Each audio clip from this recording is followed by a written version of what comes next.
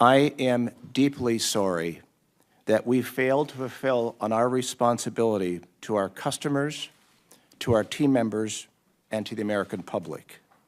I accept full responsibility for all unethical sales practices in our retail banking business, and I am fully committed to fixing this issue, strengthening our culture, and taking the necessary actions to restore our customers' trust.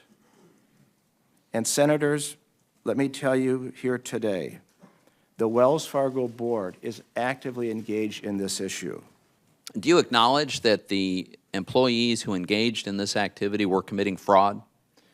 You know, I'm not a criminal, officer, and I don't know I'm not a lawyer, and I know the legal term. I know this.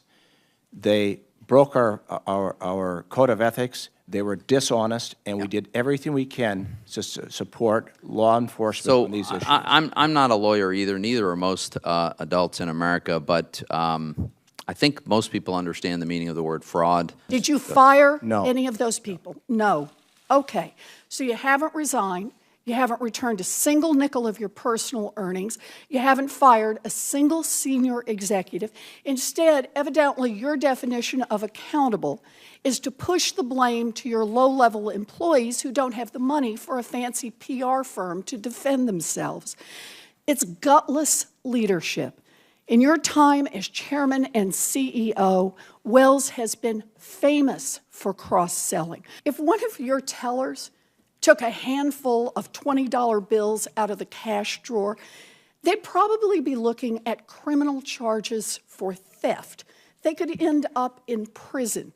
But you squeezed your employees to the breaking point so they would cheat customers and you could drive up the value of your stock and put hundreds of millions of dollars in your own pocket.